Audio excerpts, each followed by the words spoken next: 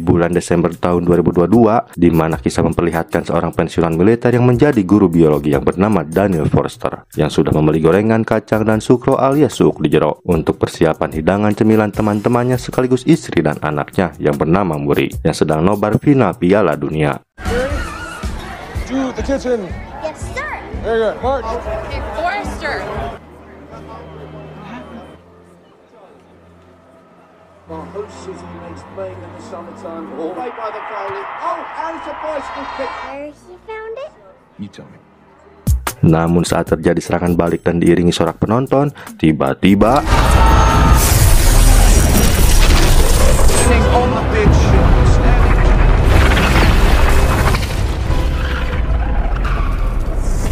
sontak mereka pun kaget melihat cahaya aneh yang tiba-tiba muncul. Dikira anak buah Thanos, ternyata yang muncul anggota militer bersenjata lengkap yang mengaku anak cucu mereka di masa depan. Our enemy is not human.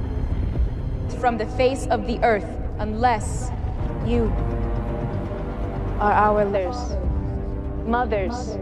Si letnan wanita berambut reggae pun berkata bahwa maksud kedatangan mereka bukanlah untuk bertanding bola, melainkan hanya untuk meminta bantuan sekaligus memberitahu bahwa 30 tahun ke depan bumi akan diserang pasukan monster alien yang disebut landak putih. Maka dari itu, para anggota militer yang sedang diambang kekalahan pun mengharapkan adanya relawan yang bersedia untuk pergi ke masa depan dan bersedia berperang melawan alien yang berpotensi dapat memusnahkan umat manusia. Apakah mereka mampu membantai para alien tersebut? Are headed 28 years into the future. We'll be About our daily lives. Immediately jump to Today, they were civilians. but today military are qualified 500,000. And with the draft you survive. Sejak saat itu melalui berita TV, seluruh dunia pun sepakat untuk membangun fasilitas teleportasi dan mengirim militer dunia ke masa depan untuk membantu memerangi alien. Namun hanya karena 50% tentara yang memenuhi syarat, mau tidak mau warga sipil pun dibutuhkan untuk ikut andil menyelamatkan umat manusia dari kepunahan. protests happening all over the What world. are we supposed to do? Talking about photosynthesis and the magic of chlorine. Think about it, the stuff we breathe out. All right, well, Oh, captivating. you want to talk about something else? Let's talk Di about... keesokan harinya, saat Daniel mengajar biologi, karena dampak kejadian ini ia pun merasa murid-muridnya seperti Hoream, tak bersemangat dan malas untuk belajar. Lantas Daniel pun langsung menyudahi pelajarannya dan memberikan kesempatan murid-muridnya untuk bertanya hal lain di luar pelajaran biologi. Namun, dari semua murid hanya Martinlah yang masih semangat belajar. Saat Martin mengacungkan tangannya untuk bertanya, Daniel sempat mengacuhkan Martin karena selalu Martin yang berani untuk bertanya. Apalagi anak ini paling suka tentang pelajaran geografi, terutama yang berkaitan dengan gunung-gunungan, salah satunya adalah Gunung Merapi Purba. Volcanoes are nature's fury, guys. They're taking thousands of people. School, grades, college. It's all bullshit. Yeah. Kill us all. Di tengah Martin berbicara, murid lain memotong pembicaraan dengan berkata, percuma sekolah, percuma belajar, bayar SPP dan mengharapkan nilai bagus. Semua ini buat apa sih? Kalau 30 tahun mendatang kita semua akan punah di mukbang alien. Mendengar keluhan murid-muridnya, Daniel pun mengungkapkan jika merasa takut mah boleh saja, tapi jangan sampai membuat semangat belajar kalian terganggu. Karena bisa saja di masa depan kalianlah yang terpilih menjadi ilmuwan yang bisa menemukan cara mengalahkan alien-alien itu. Lalu, Daniel pun meminta murid-muridnya untuk meningkatkan lagi semangat belajarnya.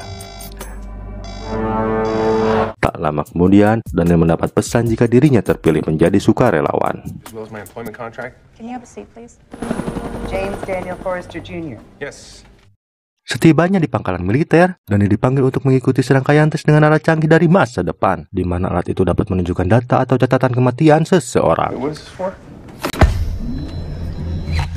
It is not. No? I'd assume you'd want to sit. You meet all requirements for conscription. Sesaat kemudian, alat tersebut menunjukkan informasi kematian Daniel yang akan meninggal 7 tahun lagi. Tak hanya itu, alat tersebut menunjukkan informasi bahwa Daniel pernah memimpin pasukan khusus angkatan darat. Karena hal itu, Daniel diwajibkan untuk ikut berperang di masa depan. You'll be pronounced dead. You meet all requirements for conscription. Daniel yang kaget dengan apa yang terjadi 7 tahun ke depan pun langsung bertanya pada petugas. Namun petugas tak dapat memberitahu Daniel tentang apa yang akan menimpanya. Tak lama kemudian, Daniel diberikan alat canggih yang dikenakan di lengannya. Dan alat tersebut dapat berfungsi untuk berteleportasi ke masa depan, sekaligus sebagai identitasnya sendiri, agar petugas militer dapat melacak keberadaannya.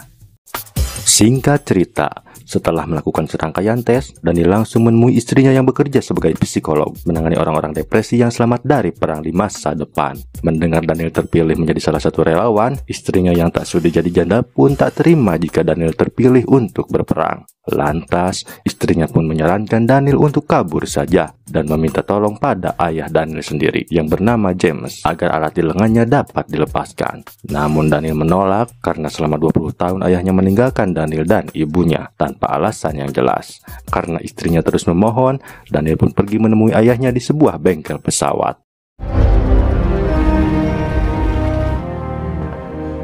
Setibanya di bengkel pesawat, James pun langsung menodongkan pistol karena mengira ada maling yang menyusup ke tempat persembunyian dirinya. Lantas, Daniel pun langsung mengungkapkan kedatangannya ke sini hanyalah untuk meminta bantuan untuk melepaskan alat yang terpasang di lengannya. Oh, what's this? You like that?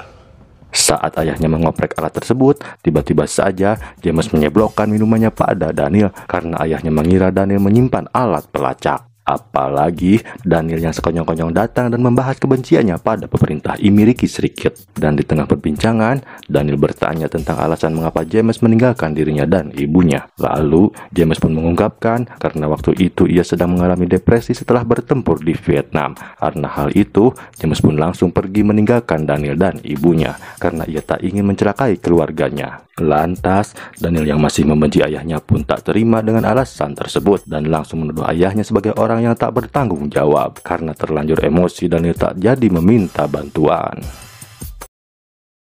Singkat cerita, setibanya di rumah dengan terpaksa Daniel harus mengungkapkan bahwa saat ini ia akan tetap pergi ke masa depan. Walaupun berarti tinggal suami, sang istri pun mengikhlaskan suaminya untuk pergi berperang. Setelah itu Daniel menemui anaknya, dan saat mengetahui ayahnya akan pergi berperang, Muri pun langsung terdiam dan tak dapat menyembunyikan kesedihannya. Melihat anaknya bersedih, Daniel berusaha menenangkan Muri dan berjanji minggu depan akan pulang dengan selamat dan membawa oleh-oleh.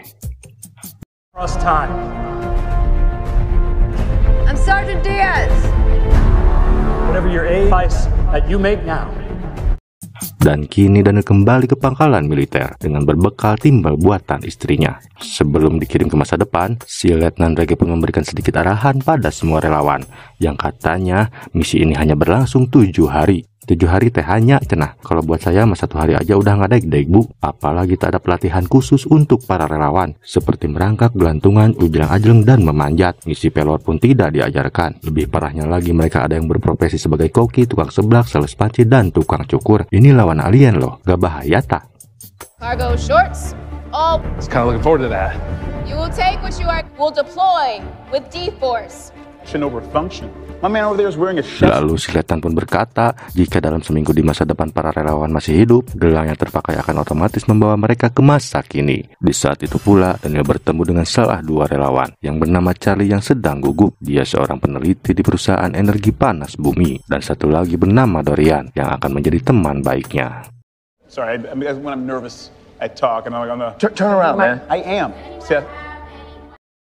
Sebelum keberangkatan menuju masa depan, Daniel dan Charlie mendapat informasi jika Dorian ternyata sudah pernah menjalani misi ini 2 kali dan berhasil membantai alien, lalu memotong cakar alien untuk dijadikan kalung sebagai souvenir. Well, I was department chair at Georgia Tech. Thought we're gonna be best friends. Welcome to our fort. How all of us, or at least most of us. Dan saat sedang asik ngobrol, tiba-tiba saja alarm berbunyi dan ketegangan pun mulai terasa karena sudah saatnya mereka akan diberangkatkan ke masa depan. Di saat itu pula, pelatih pun memberitahu jika mereka semua akan mendarat sekitar 1-3 meter di atas permukaan tanah. And you got a family? Stay on comms. You'll be contacted as soon as you leave. Let's go!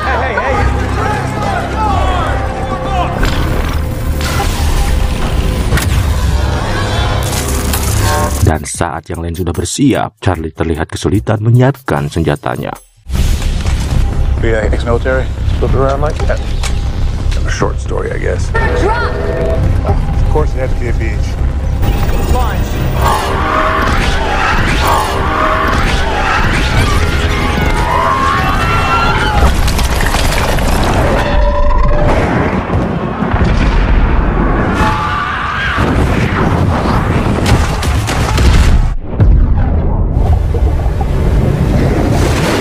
Saat mereka masuk portal malah terjadi kesalahan teknis yang mengakibatkan mereka semua malah mendarat di ketinggian 200 meter dari permukaan tanah. Hingga yang selamat hanyalah beberapa orang yang mendarat di kolam renang.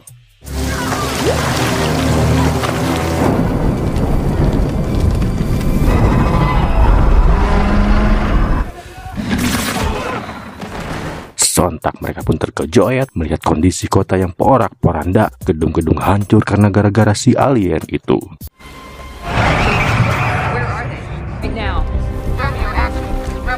Tak lama kemudian, mereka mendapat panggilan dari seorang kolonel wanita cantik yang menunjuk Daniel sebagai Pak Ketuk karena menurut data, Daniel adalah mantan komando yang pernah berperang di Irak. Jadi untuk saat ini, Daniel pantas dan wajib memberi arahan timnya untuk melakukan misi penyelamatan tim riset yang menciptakan racun untuk memudarkan membasmi alien-alien itu. Surrounded by the enemies. Dan mereka pun mulai bergerak untuk menyelamatkan tim riset di dalam salah satu gedung dan membawa hasil risetnya. What's your name? Nora. Nora. No aliens. Copy that. Is there anyone left here alive?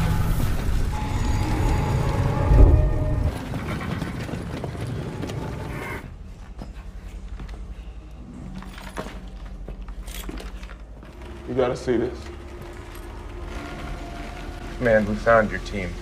Namun setibanya di dalam gedung, Daniel menemukan tim riset yang tergantung bagaikan jemuran dan tak ada satupun yang selamat. Daniel pun langsung menginformasikannya pada kolonel. Mendengar hal itu, kolonel pun menugaskan Daniel untuk masuk ke ruangan lab dan mencari hasil penelitian yang sangat penting, yaitu beberapa botol sampel berwarna biru.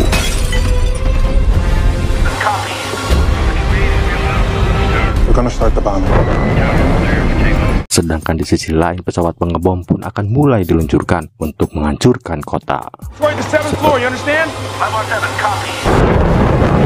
Setelah sampel berhasil ditemukan, mereka pun harus segera keluar dari gedung tersebut karena kota akan dilakukan pengeboman.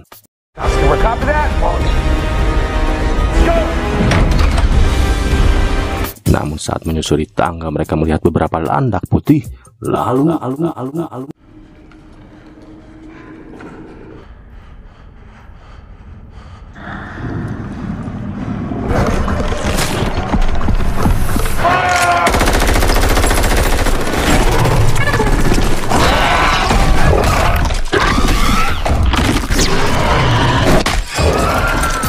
di tengah ketegangan mereka berusaha lari seedan-edannya. Namun tetap saja satu persatu dari mereka dibantai habis-habisan.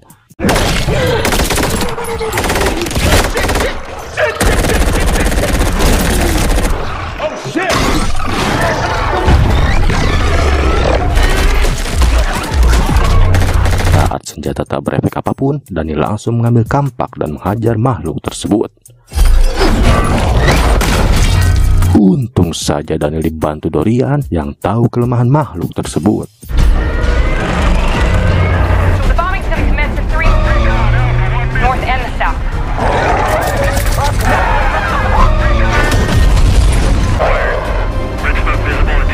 Saat bantuan kapal pengebom datang, mereka pun berlari ke tempat yang aman menuju lorong.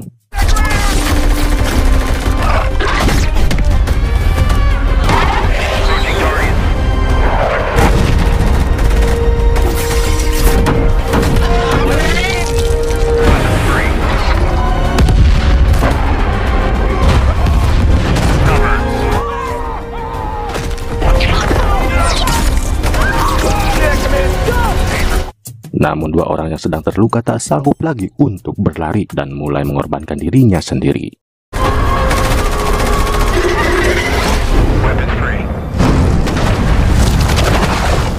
Apakah Daniel dan sebagian timnya selamat?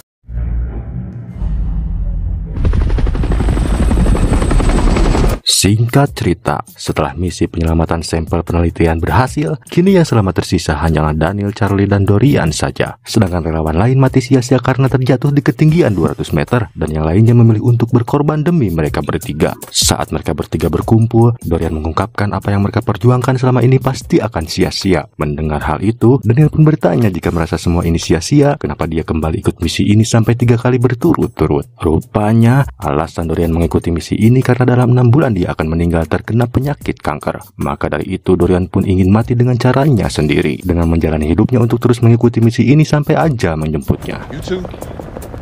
Di tengah perbincangan, Daniel mendapat panggilan dari seorang kolonel wanita cantik. Setelah menyapa kolonel tersebut, Daniel pun tak menyangka jika kolonel yang selama ini memberinya perintah adalah Muri, anaknya di masa depan yang sudah dewasa. Daniel pun bangga dengan anaknya yang telah menjadi wanita tangguh. Selain menjadi kolonel, Muri juga termasuk seorang ilmuwan bioteknologi. Saat Daniel terharu ingin memeluk darah dagingnya sendiri, namun Muri menolak karena dengan jabatannya saat ini, ia dituntut untuk bekerja profesional dan tetap fokus pada misinya. Di tengah obrolan ayah dan anak, Muri pun langsung memperlihatkan seekor landak betina yang bersarang di bawah tanah, yang dimana landak itu adalah emaknya para alien. Dan Muri pun menjelaskan bahwa serum berwarna biru yang Daniel bawa adalah racun yang dapat memusnahkan para alien. Namun saat tim lain berusaha memusnahkan sarangnya, racun itu hanya memusnahkan alien jantannya saja, sedangkan alien betina kebal terhadap serum tersebut.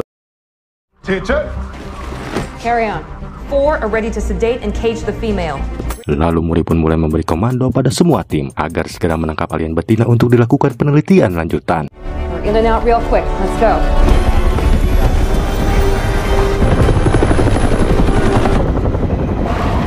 They're everywhere. Di perjalanan, Daniel melihat alien yang sedang berlarian. Lalu Muri pun menceritakan di mana 3 tahun lalu, alien putih pertama kali terlihat hanya di Rusia bagian utara. Namun seiring berjalannya waktu, alien tersebut telah menyebar ke penjuru dunia. Daniel pun terkejut mengetahui perkembangan alien yang sangat cepat.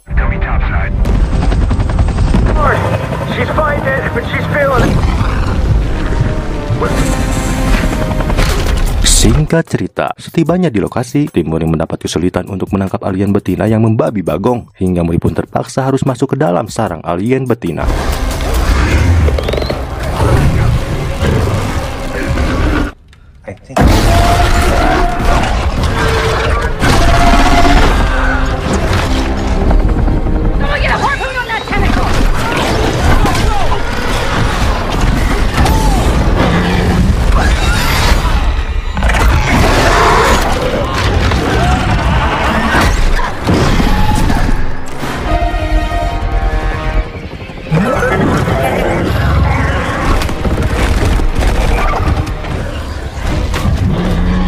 Dari kejauhan, Daniel melihat segambreng alien jantan yang mulai berdatangan setelah mendengar sinyal dari si betina. Karena merasa putrinya dalam bahaya, Daniel pun nekat untuk masuk ke dalam sarang untuk membantu menangkap alien betina.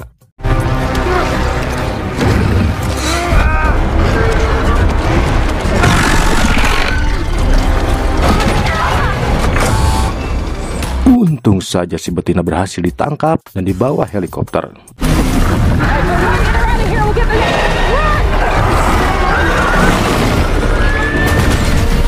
Namun saat alien betina mulai dibawa, alien jantan pun bermunculan dan mengejar mereka.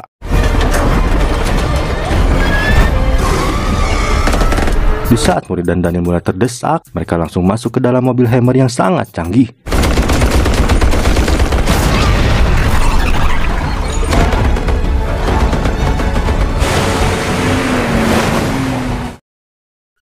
Akhirnya, mereka pun lolos dari kejaran alien itu. Dan setibanya di tepi pantai, Muri malah mengeluhkan atas tindakan berbahaya yang Daniel lakukan. Daniel pun langsung mengungkapkan bahwa ia tak ingin anaknya dimukbang alien. Dari situ Muri pun langsung terdiam dan mulai menceritakan perihal yang ia lalui selama ini. Yang ternyata, saat Muri berusia 14 tahun, Daniel dan istrinya bercerai. Lalu saat Muri 16 tahun, Daniel mengalami kecelakaan mobil yang sangat parah. Di saat Muri mengharapkan ayahnya kembali ke dalam keluarga, namun takdir berkata lain. Sehingga Muri pun harus menyaksikan detik-detik ayahnya meninggal, yaitu Daniel sendiri. Mendengar cerita Muri, Daniel pun langsung terdiam karena tak menyangka ia akan meninggalkan keluarganya saat Muri masih kecil.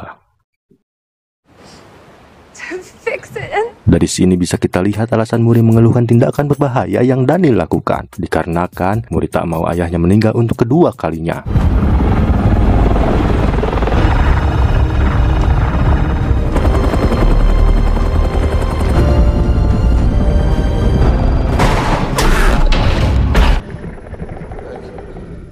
Singkat cerita, setelah kembali ke markas, Muri pun langsung melakukan eksperimen untuk menciptakan racun yang dapat membunuh landak betina. Setelah landak itu terbius, Muri langsung mengambil darah alien tersebut untuk dijadikan percobaan. Dan rupanya, eksperimen ini tak segampang membuat adonan cireng, karena harus dilakukan dengan sangat teliti agar mendapatkan hasil yang sempurna untuk menyelamatkan umat manusia. stopping the toxin. Thanks. Run 1,000 tests. See if we can. 37%. Yeah. 56. Run 1,000 tests. See if we can. 68%. Bond. Your mom would be really proud of you, right? Saat Daniel keluar ruangan, Daniel bertemu sersannya mengungkapkan jika menang atau kalahnya kita dalam perang ini, semuanya akan tetap selesai. Mendengar kata-kata itu, Daniel pun seperti tak mengerti apa maksud dari perkataan itu. Ia pun langsung berkesimpulan, mungkin ada yang sedang Muri sembunyikan tentang misi peperangan ini. Lalu Daniel menemui Muri untuk meminta penjelasan atas misi yang sebenarnya. Saat Daniel meminta penjelasan pada Muri pun mengungkapkan jika tujuan sebenarnya misi ini semata-mata demi untuk menyelamatkan masa depan dan mencegah peperangan seperti ini. Maka dari itu Daniel dibawa ke sini adalah untuk membawa toksin itu ke masanya, untuk memproduksinya secara massal. Karena di saat peperangan seperti ini, sudah terlambat untuk memproduksi toksin tersebut secara massal. Daniel yang sadar ini misi bunuh diri, langsung berkata bahwa dia akan melindungi Muri apapun yang terjadi. Saat toksin berhasil dibuat, tiba-tiba 100%.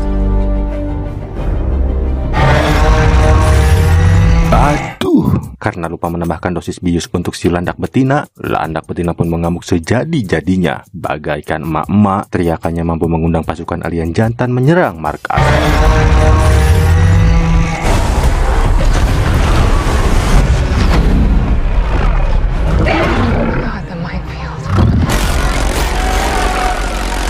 Dan bisa kita lihat, begitu banyaknya gerombolan alien yang menyerang untuk menyelamatkan si alien betina. Di saat semua pasukan menembaki alien yang menembus batas pertahanan, sambil membawa toksin tersebut, Muri berusaha melindungi ayahnya dengan mengantarnya ke helikopter agar dapat melompat saat portal terbuka.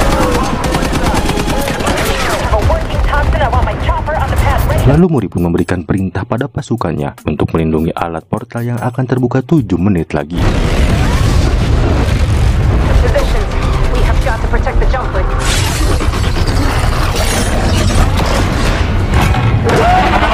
Namun di saat itu pula, alien betina telah terbebas. Dan kini, si betina yang seakan tahu tentang toksin tersebut memerintahkan pasukan aliennya untuk merebut toksinnya dari Muri.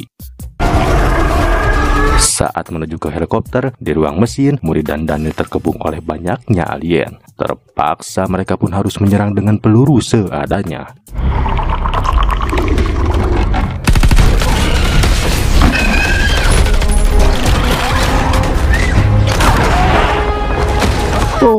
Tanpa diduga, tiba-tiba Muri terkena serangan.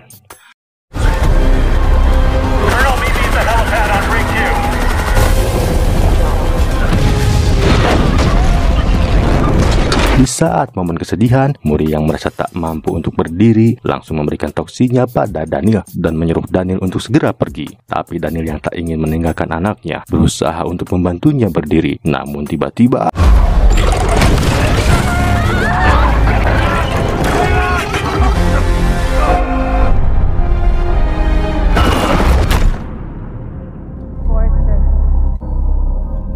akhirnya, portal yang terbuka membuat Daniel, Charlie, dan Dorian kembali ke masanya. Setelah jauh dari ketinggian, Daniel yang pinggangnya encok pun langsung pingsan. Green vial, where is it? Setelah terbangun dari pingsan, Daniel yang masih linglung menanyakan toksinnya, yang padahal toksin itu masih dipegangnya. Ia pun memberikan toksin tersebut pada kolonel agar bisa diproduksi secara massal. Di saat itu pula, Daniel bertemu sobatnya yang selamat. Tak lama kemudian, dengan kondisi yang masih ngedeg-deg, Daniel yang lainnya dikembalikan pada keluarganya.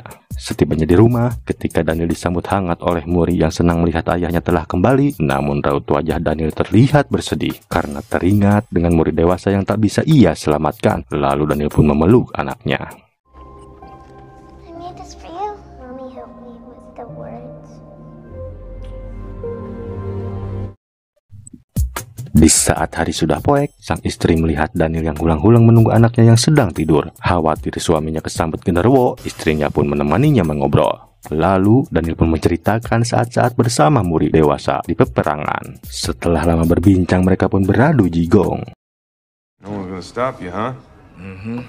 As most now believe that in 30 Di keesokan harinya, Daniel menemui Dorian di bar yang sedang meneguk teh botol rasa gula beton. Lalu Daniel pun menanyakan cakar Dorian yang sering dikalungkannya. Lalu Daniel pun mempunyai ide untuk menganalisa cakarnya dengan bantuan Charlie. Or blood. Saat diteliti, Charlie menemukan serbuk aneh yang menyempil di cakar tersebut. Dikira upil, rupanya abu vulkanik yang menyempil di cakar tersebut. Dan abu tersebut berasal dari Tiongkok. Saat Daniel bertanya-tanya bagaimana bisa abu vulkanik Tiongkok menyempil di cakar tersebut, sedangkan alien itu muncul pertama kali di Rusia. Lalu Daniel langsung teringat dengan seseorang yang sangat paham tentang gunung-gunungan. Siapa lagi kalau bukan Martin si Galing Dangdut, murid Daniel paling pintar di kelasnya, yang memiliki wawasan luas urusan gunung-gunungan. Entah itu gunung kembar, gunung kelut, apapun gunungnya, dialah si paling mengerti, dan hanya dengan melihat saja ia paham betul berapa ukuran gunung tersebut. Daniel pun langsung bertanya tentang alien yang muncul di Rusia, yang memiliki abu vulkanik Tiongkok yang menyempil di cakarnya. Martin si Galing Dangdut pun berkata, karena bisa saja abu vulkanik itu berasal dari letusan milenium yang terjadi di Changbai tahun 946 sebelum Masehi. Laptop. Lalu, abu tersebut menyelimuti separuh penjuru dunia dan masih bisa ditemukan terkubur di dalam es hingga saat ini. Lalu Martin menunjukkan bukti gletser terbesar di Rusia yang pernah dilakukan pengeboran oleh ilmuwan dan masih menyimpan abu vulkanik di kedalaman 400 meter. Hingga bisa disimpulkan, alien ini bukan datang dari tahun 2046, tetapi sudah lama terkubur di pegunungan di salah satu pegunungan di Rusia. Mendengar hal itu, Daniel, Charlie, dan Dorian pun menemui Menteri Pertahanan untuk meminta mendanai misinya pergi ke Rusia mencari sarang alien demi mencegah peperangan. Namun si bapak pelit ini malah menolak untuk mendanai misi ini karena tak mau mendanai misi yang belum terbukti. Well, I hate to say I told you so, but people just... There may be a way. Singkat cerita, karena si bapak pertahanan tidak mendukung misinya, Daniel memilih untuk meminta bantuan pada ayahnya. I need a plane. And a pilot. Saat bertemu ayahnya, Daniel langsung mengungkapkan akan pergi ke Rusia secara diam-diam bersama teman-temannya. Tujuannya mencari pesawat alien di puncak gletser. Mendengar anaknya meminta bantuan, sang ayah pun langsung menyetujuinya untuk ikut dalam misi ini. Thank you. Coming. Yeah.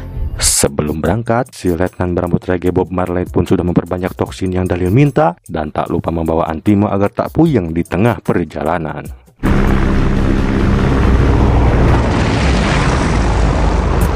Singkat cerita, setibanya di sana, mereka mulai mencari titik lokasi yang memiliki gelombang magnet yang sangat kuat.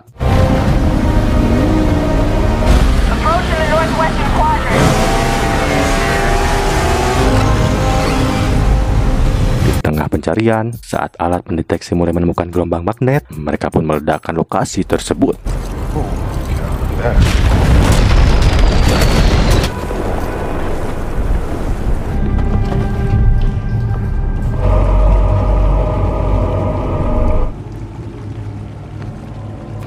Rupanya, setelah ditelusuri, mereka menemukan sebuah kapal alien yang sangat besar. Daniel pun langsung membuat lubang untuk masuk ke dalam pesawat bersama timnya. Sementara, Charlie dan James menunggu di luar.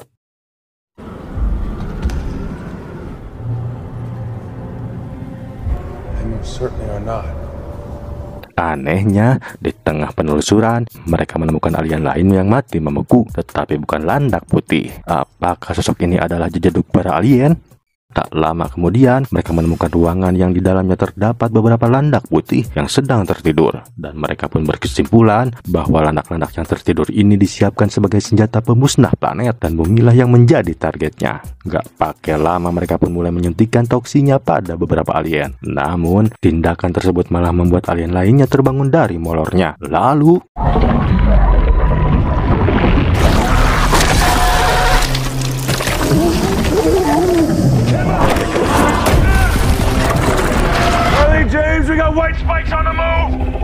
dan mereka pun terpaksa harus keluar. Namun Dorian yang ingin tetap di dalam kapal langsung memberikan cakarnya pada Daniel dan menyuruhnya untuk keluar kapal. Karena Dorian pernah berkata bahwa ia ingin mati dengan caranya sendiri dengan meledakkan kapal alien ini. Daniel pun terpaksa menuruti kemauan Dorian. Saat ada alien yang keluar, James dan Charlie pun bersiap untuk menembak.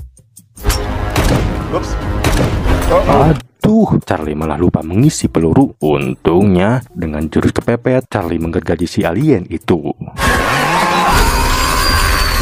Dad! Saat Daniel berhasil keluar, Charlie dan ayahnya tak ada di sana. Apakah mereka berdua di mukbang alien?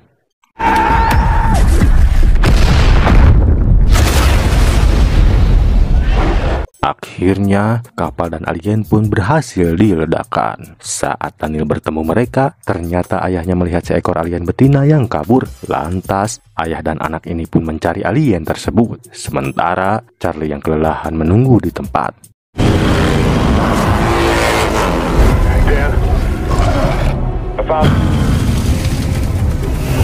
Dari kejauhan, anak betina terlihat akan menyerang. Surprise, dumbass.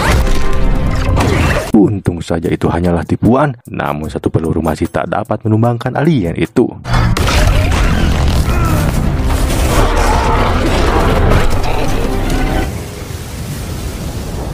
Akhirnya alien itu terjatuh. Tiba-tiba, No.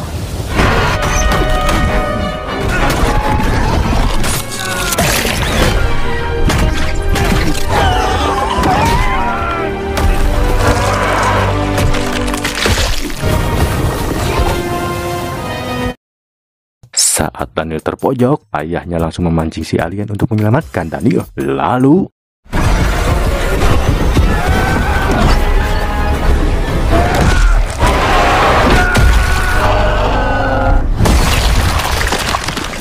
akhirnya dengan jurus terakhir, anak betina ini pun binasa.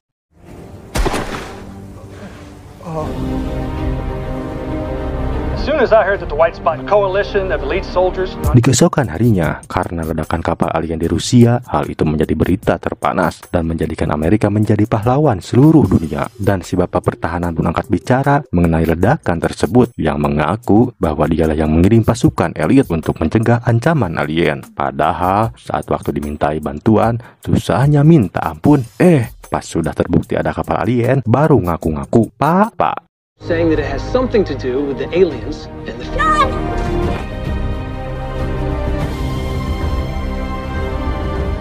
Setelah melakukan misinya, Daniel yang telah tiba di rumah pun disambut anak dan istrinya, dan ayah Daniel pun bertemu dengan cucunya. Mereka pun hidup bahagia.